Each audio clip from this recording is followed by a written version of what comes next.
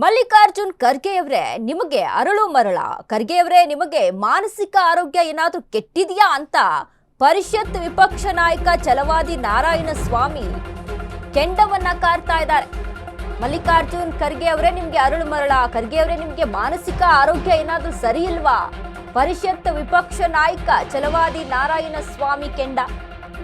ಮಲ್ಲಿಕಾರ್ಜುನ್ ಖರ್ಗೆ ಬಿಜೆಪಿಯನ್ನ ಹಾವಿಗೆ ಹೋಲಿಸಿದ್ದಾರೆ. ಮಲ್ಲಿಕಾರ್ಜುನ ಖರ್ಗೆ ಅವರಿಗೆ ಅರಳೋ ಮರಳೋ ಗೊತ್ತಿಲ್ಲ. ಆರ್ಎಸ್ಎಸ್ ಬಿಜೆಪಿಯವರನ್ನ ಕೊಲ್ಲುವ ಕರೆ ನೀಡಿದ್ದಾರೆ. ನೀವು ಪ್ರಚೋದನೆಯ ಭಾಷಣವನ್ನ ನೀಡಿದ್ದೀರಿ. ಖರ್ಗೆ ವಿರುದ್ಧ ದ್ವೇಷ ಭಾಷಣ ಕಾಯ್ದೆಯಡಿ ಕೇಸ್ ಹಾಕಬೇಕು. ನಮ್ಮ ಕಾರ್ಯಕರ್ತರು ಅನೇಕ ಕಡೆ ದೂರು ನೀಡಿದ್ದಾರೆ. ಮಲ್ಲಿಕಾರ್ಜುನ ಖರ್ಗೆ ವಿರುದ್ಧ ಛಲವಾದಿ ತೀವ್ರ ವಾಗ್ದಾಳಿಯನ್ನ ನಡೆಸಿದರು.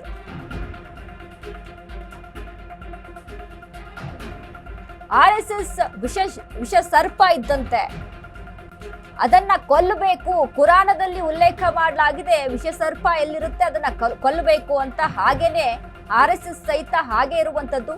ಈ ಆರ್ಎಸ್ಎಸ್ ಮತ್ತು ಬಿಜೆಪಿ ಎಲ್ಲಿರುತ್ತೆ ಅದನ್ನ ನಾಶಪಡಿಸುವಂತ ಕಾರ್ಯ ಮಾಡಬೇಕು ಅನ್ನುವಂತ ಸ್ಟೇಟ್ಮೆಂಟ್ ಅನ್ನ ಕೊಡ್ತಾರೆ ಎಐಸಿಸಿ ಅಧ್ಯಕ್ಷ ಮಲ್ಲಿಕಾರ್ಜುನ್ ಖರ್ಗೆ. ಈ ಒಂದು ಸ್ಟೇಟ್ಮೆಂಟ್ ವಿಚಾರಕ್ಕೆ ಸಂಬಂಧಪಟ್ಟಂತೆ ಎಲ್ಲೆಡೆ ಆಕ್ರೋಶಗಳು ಕೇಳಿ ಬರ್ತಾ ಇರುವಂತದ್ದು. ಇನ್ನು ಕಂಪ್ಲೇಂಟ್ಗಳು ಸಹಿತ ದಾಖಲಾಗಿದೆ. ಇದೀಗ ಛಲವಾದಿ ನಾರಾಯಣ ಸ್ವಾಮಿ ವಾಗ್ದಾಳಿಯನ್ನು ನಡೆಸಿದ್ದಾರೆ. ಅವರಿಗೆ ಅರಳೋ ಮರಳೋ ಗೊತ್ತಿಲ್ಲ, ಮಾನಸಿಕ ಆರೋಗ್ಯ ಕೆಟ್ಟಿದೆಯಾ ಅಥವಾ ಸರಿ ಇದೆಯಾ ಅದು ಗೊತ್ತಿಲ್ಲ, ಈ ರೀತಿಯಾದಂತಹ ಸ್ಟೇಟ್ಮೆಂಟ್ ಗಳನ್ನ ಕೊಡ್ತಾ ಇದ್ದಾರೆ ಅಂತ ವಿರೋಧವನ್ನ ವ್ಯಕ್ತಪಡಿಸಿದ್ದಾರೆ. ವಿಷಕಾರಿ ಅವನ್ನ ಯಾರಿಗೆ ಹೇಳಿದ್ದಾರೆ ಅಂತಂದ್ರೆ ಬಿಜೆಪಿ ಮತ್ತು ಆರ್ಎಸ್ಎಸ್ ಅಂತ ಹೇಳಿದ್ದಾರೆ.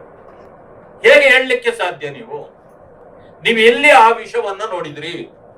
ಒಬ್ಬ ದೇಶದ ಪಾರ್ಲಿಮೆಂಟ್ ನಲ್ಲಿ ವಿರೋಧ ಪಕ್ಷದ ನಾಯಕರಾಗಿದ್ದು, ಎಐಸಿಸಿ ಅಧ್ಯಕ್ಷರಾಗಿದ್ದು, ನಿಮ್ಮ ನಾಲಿಗೆಗೆ ಒಂದು ಹದ್ದುಬಸ್ತಿನಲ್ಲಿ ಇಟ್ಕೊಳ್ಬೇಕಾಗಿತ್ತು. ಭವಿಷ್ಯ ನನ್ಗನ್ಸ್ತದೆ ಅರುಳೋ ಮುರುಳೋ ಅನ್ನೋ ಕಾರಣದಿಂದ ಭವಿಷ್ಯ ಈ ರೀತಿ ಮಾತಾಡ್ತಿದ್ದೀರಾ? ಅಥವಾ ನಿಜವಾಗಿಯೂ ನಿಮಗೇನಾದ್ರೂ ಮಾನಸಿಕ ಆರೋಗ್ಯ ಕೆಟ್ಟಿದ್ಯಾ? ಯಾಕೆ ಈ ರೀತಿಯ ಭಾಷೆಗಳನ್ನ ಬಳಸಿದ್ದೀರಿ? ಅಂದ್ರೆ ಬ್ರಾಹ್ಮಣರು ಇಂಥ ಹೇಟ್ ಸ್ಪೀಚ್ ಕಲ್ಸ್ಕೊಡ್ತಾರ? ಹಾಗಾದ್ರೆ ನಿಮ್ಗೆ ಯಾರು ಕಲ್ಸ್ಕೊಟ್ರು? ನಿಮ್ಮನೆಯಲ್ಲಿರೋ ಬ್ರಾಹ್ಮಣರ? ನೀವು ಬ್ರಾಹ್ಮಣರ ಬಗ್ಗೆ ಇಷ್ಟು ಮಾತಾಡ್ತೀರಿ, ಅವರು ಸಮಾಜ ವಿರೋಧಿಗಳು, ಹೇಟ್ ಸ್ಪೀಚ್ ಮಾಡೋರು, ಸಮಾಜಕ್ಕೆ ತಪ್ಪನ್ನೇ ಕಲ್ಸ್ಕೊಡೋರು ಅಂತ. ಸರಿ, ನೀವು ಹೇಳಿದ್ದು ಸರಿ ಅಂತ ಇಟ್ಕೊಳ್ಳ. ಪ್ರಿಯಾಂಕಾ ಖರ್ಗೆ ಅವರೇ, ನಿಮ್ಮ ಮನೆ ತುಂಬಾ ಯಾರನ್ನ ತುಂಬಿಸ್ಕೊಂಡಿದ್ದೀರಿ? ದಲಿತರು ಅಂದ್ರೆ ಆಗೋದಿಲ್ಲಂತೆ ಬ್ರಾಹ್ಮಣರಿಗೆ, ಹಿಂದುಳಿದವರು ಅಂದ್ರೆ ಆಗೋದಿಲ್ವಂತೆ, ಮುಸಲ್ಮಾನರು ಅಂದ್ರೆ ಆಗೋದಿಲ್ವಂತೆ. ಹಾಗಿದ್ದ ಮೇಲೆ ನಿಮ್ಮ ಮನೆಯಲ್ಲಿ ಬ್ರಾಹ್ಮಣರಿಗೆ ಏನ್ ಕೆಲಸ? ನಿಮ್ಮ ಮನೆಯಲ್ಲಿ ಇರೋರು ಯಾರು? ನೀವ್ ಯಾರನ್ನ ಲಗ್ನ ಆಗಿದ್ದೀರಿ? ಅಂದ್ರೆ ದಲಿತ ವಿರೋಧಿಗಳನ್ನೇ ದಲಿತರು ವಿರೋಧ ಆಗಿದ್ರೆ ನೀವು ದಲಿತರಲ್ಲ ಅಂತ ಆಯ್ತು ನನಗೀಗ. ನಿಮ್ಮ ಮನೆ ತುಂಬಾ ಬ್ರಾಹ್ಮಣರನ್ನು ತುಂಬಿಸ್ಕೊಂಡ್ಮೇಲೆ ನಿಮ್ಮಲ್ಲಿ ದಲಿತತ್ವ ಎಲ್ಲಿ ಉಳಿದಿದೆ?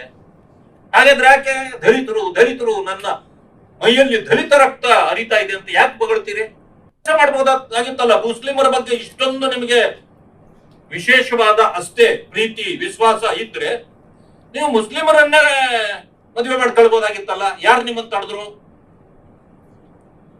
ಅಥವಾ ನಿಮ್ಮ ಮನೆಯ ಹೆಣ್ಮಕ್ಳನ್ನು ಮುಸ್ಲಿಮರಿಗೆ ಕೊಡ್ಬೇಕಾಗಿತ್ತಲ್ಲ, ಕೊಡ್ಬಹುದಾಗಿತ್ತಲ್ಲ. ಅದನ್ನ ಯಾರು ತಡೆದ್ರು? ನನಗೆ ಅನ್ಸೋದೇನ್ ಗೊತ್ತಾ, ಅಪ್ಪ ಅಲ್ಲಿ ಸ್ಟೇಟ್ಮೆಂಟ್ ಕೊಟ್ರೆ ಮಗ ಇಲ್ಲಿ ಸಪೋರ್ಟಿಂಗ್ ನಿಲ್ತಾರೆ. ಅಂದ್ಮೇಲೆ ಇದೇನ್ ಕಾಣ್ತಾ ಇದೆ ಅಂದ್ರೆ ಇದು ಕಾಂಗ್ರೆಸ್ ಸ್ಟೇಟ್ಮೆಂಟ್ ಅಂತ ಕಾಣಲ್ಲ. ಇವರಿಬ್ಬರನ್ನ ಎತ್ಕಟ್ಟಿ ಬೇವಿನಕಾಯಿಗೆ ಆಗಲಕಾಯಿ ಸಾಕ್ಷಿ ಇದ್ದಂಗೆ ಇವರಿಬ್ಬರ ಮನಸ್ಥಿತಿಯು ಒಂದೇ ಆಗಿದೆ ಅಂತ ನನ್ನ ಭಾವನೆ. ನಾನು ತಮ್ಮ ಮೂಲಕ ಮನವಿ ಮಾಡ್ತೇನೆ, ಕೇಂದ್ರದ ಗೃಹ ಸಚಿವರಾದ ಅಮಿತ್ ಶಾ ಅವರು, ಪ್ರಧಾನಮಂತ್ರಿಗಳು ಅವರು ಸ್ವಮೋಟೋ ಕೇಸನ್ನ ಮಾಡಿ ಇವರನ್ನ ಹೇಟ್ ಸ್ಪೀಚ್ ನಲ್ಲಿ 10 ವರ್ಷ ಜೈಲಿದೆ. ಅಪ್ಪ ಮಗ ಇಬ್ಬರನ್ನು ತಿಹಾರ್ ಜೈಲಿಗೆ ಕಳಿಸ್ಬಿಟ್ರೆ ರಾಜ್ಯ ಮತ್ತು ರಾಷ್ಟ್ರದಲ್ಲಿ ಇಂಥ ವಿಷಕಾರಿ ಹೇಳಿಕೆಗಳನ್ನ ಬಹುಶಃ ಇನ್ನು ಮುಂದೆ ಯಾರೂ ಕೊಡೋದಿಲ್ಲ.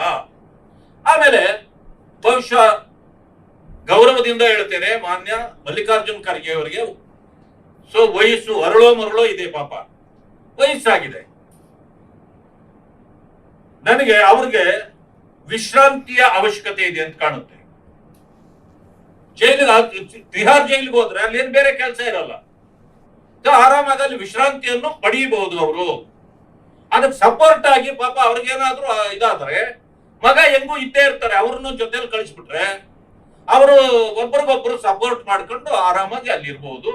ಈ ರೀತಿಯ ಒಂದು ಸಹಾಯವನ್ನ ಅವರಿಗೆ ಮತ್ತೆ ಕೇಂದ್ರ ಸಚಿವರು ಮಾಡಬೇಕು ಅಂತೇಳಿ ತಮ್ಮ ಮೂಲಕ ನಾನು ಅವರನ್ನ ಮನವಿ ಮಾಡ್ತೇನೆ.